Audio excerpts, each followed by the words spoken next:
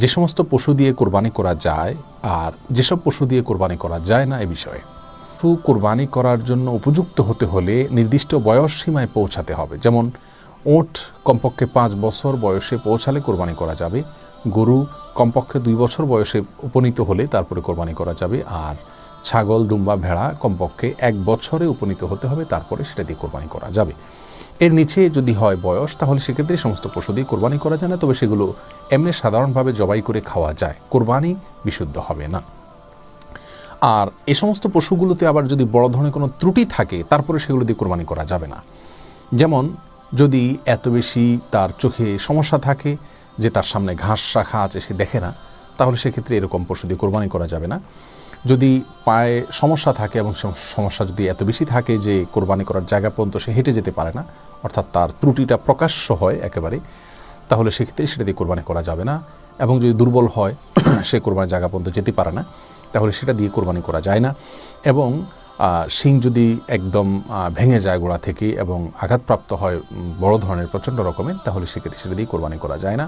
সামান্য এদিক সেদিক হলে বা সামান্য ভাঙলে তা দিয়ে কোরবানি করা যায়।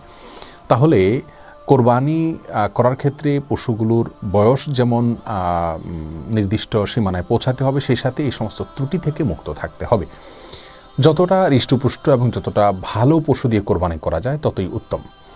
কেউ যদি কোরবানির পশু এমনভাবে নির্ধারণ করেন যেটা খুব বেশি দুর্বল, কোনো রকম সেটা দিয়ে কোরবানি আদায় করার জন্য করছেন, তাহলে সেটি কোরবানির শর্ত যদি পূরণ করে, অর্থাৎ বয়স যদি নির্দিষ্ট সীমানায় পৌঁছায় এবং যদি উল্লেখিত এবং আলোচ্য ত্রুটিগুলো থেকে মুক্ত থাকে, তাহলে তা দিয়ে কোরবানি হয়ে যাবে, কিন্তু ব্যাপারটি অনুত্তম থাকবে। অতএব আল্লাহ সুবহানাহু ওয়া তাআলার রাহে আমরা যা দান করব সেটি যেন উত্তম হয়, সেটা যেন ভালো হয়, সেই দিকটা আমাদের খেয়াল করা উচিত। আর যে ত্রুটিগুলোর কথা বললাম, এই ত্রুটিগুলো থাকলে সেই পশু সাধারণভাবে জবাই করে খাওয়া যায়, কিন্তু কোরবানির জন্য সেটি উপযুক্ত হয় না। এজন্য কোরবানিতে সর্বোত্তম এবং সবচেয়ে ভালো পশু আমরা আল্লাহর রাহে কোরবানি করার চেষ্টা করব।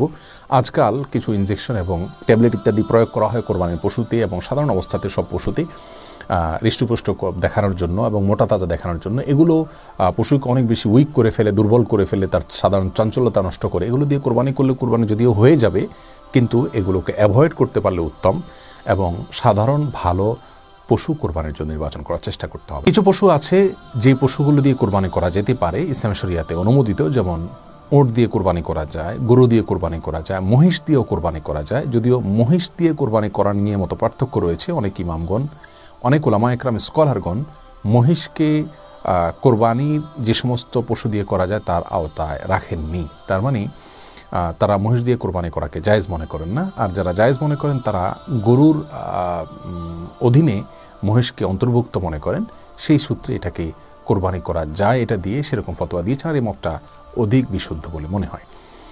আর তৃতীয়ত, যে সমস্ত পশু দিয়ে কোরবানি করা যায় তার মধ্যে থেকে ছাগল রয়েছে, ভেড়া রয়েছে, দুম্বা রয়েছে, এগুলো দিয়ে কোরবানি করা যায়, গৃহপালিত পশু। আর এর বাইরে বন্য যে সমস্ত পশু আছে, যেমন কেউ যদি হরিণ দিয়ে কোরবানি করতে চায় অথবা বন্য গাভী দিয়ে কোরবানি করতে চায়, তাহলে সেগুলো দিয়ে কোরবানি করা জায়েজ হবে না। আর এর বাইরে ছোট যে সমস্ত প্রাণী রয়েছে, হাঁস, মুরগি ইত্যাদি, এগুলো দিয়ে কোরবানি করা যায় না। তাহলে কোরবানি করা যায় ওট, গরু, মহিষ, ছাগল, দুম্বা, ভেড়া, এ সমস্ত পশু দ্বারা।